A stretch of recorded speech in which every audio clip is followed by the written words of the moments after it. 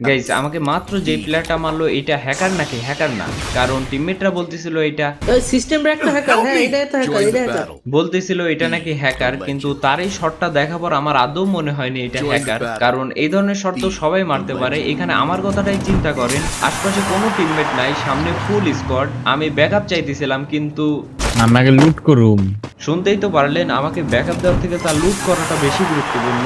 যাই কোনো ব্যাপার না, এমনিতেও তারা আশপাশে থাকলে আমার কোনো উপকার হতো না, কারণ এইগুলো হলো আমার টিমমেট। এরকম ভাবতেই ছিলাম, ঠিক তখনই ফুল স্কোয়াড মিলে আমার উপর রাশ করে দেয়।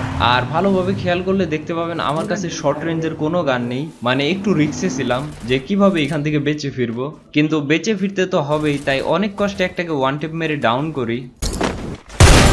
যদিও এটা ওয়ান টেপ গান ছিল না, ডাউন করে পেছনে আসার পর খেয়াল করি আমার কাছে কোনো ওয়াল নাই, যার ফলে প্লেয়ারটাকে ফিনিশ করে ওয়াল নিয়ে আবারও পেছনে আসতেছিলাম, ঠিক তখনই অনেকটা ড্যামেজ খেয়ে যাই।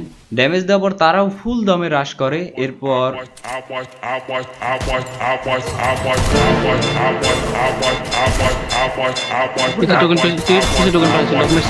আচ্ছা, প্রথমবার মার খাওয়ার পর আমার বিশ্বাস হয়নি যে এটা একটা হ্যাকার, কিন্তু দ্বিতীয়বার এসে মোটামুটি লেভেলের একটা আইডিয়া পেয়ে যাই যে এটা সত্যিই হ্যাকারই ছিল।